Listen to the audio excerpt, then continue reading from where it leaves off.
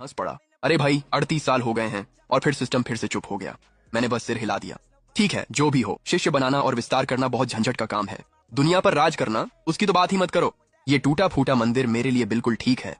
मैं बस करवट लेकर लेटने ही वाला था और झपकी लेने ही वाला था, तभी सिस्टम की आवाज अचानक बदल गई। अद्वितीय प्रतिभा की आभा का पता चला है। मैं चौंक कर उठ बैठा। जबरदस्ती मिशन सक्रिय हुआ। इस प्रतिभाशाली को 3 दिनों के भीतर शिष्य के रूप में स्वीकार करो। इनाम बाद में तय होगा। असफलता मिटा दिया जाएगा। मैं सीधा उठकर बैठ गया। एक शिष्य लेने पर मिटा दिया जाएगा? अरे यार, ये क्या है? इसी बीच हजारों मील दूर तियानफेंग शहर में एक नाम सबकी जुबान पर था, शियाओ चेन। 15 साल की उम्र में ही उसने गोल्डन कोर की दहलीज छू ली थी और उसे 100 साल में देखा गया सबसे बड़ा प्रतिभाशाली कहा जाता था। यहाँ तक कि 17 साल की उम्र में प्राचीन भाले की कब्र खुल गई।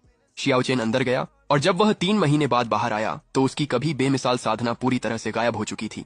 उसकी नसें टूट चुकी थीं, दांतियां नष्ट हो चुका था। शियाओ परिवार का सब्र खत्म हो गया। कुल की मर्यादा हेतु उन्होंने उसे निकाल दिया। युग का महान प्रतिभाशाली अब गुमनाम था। कोई नहीं जानता था कि वह कथित निकम्मा जर्जर शरीर लिए जंगल में भटक रहा है। उसकी खोखली आंखों में अब भी संकल्प की एक झलक थी। उसके दिल में बसी वह अनोखी भाले की छाया किसी अदृश्य शक्ति से उसे आगे खींच रही थी। धीरे धीरे उसे मेरी जर्जर संप्रदाय की ओर ले जा रही थी। उसी समय एक काली आकृति भूत की तरह झपट पड़ी।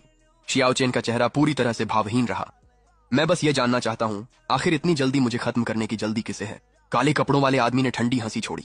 तब तुमने अपनी प्रतिभा से हमारे शिष्यों को अपमानित किया था। आज मैं हिसाब बराबर करूंगा। उसने तलवार आगे बढ़ा दी। शियाओ चेन के पास न साधना बची थी, न बचने का रास्ता। उसके होठों पर कड़वी मुस्कान आ गई।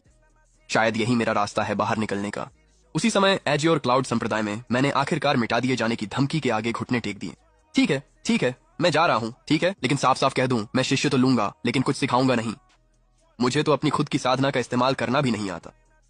सिस्टम चुप रहा। मैंने दांत भींच लिए। कम से कम मुझे ये तो बता दो कि वो बच्चा है कहाँ।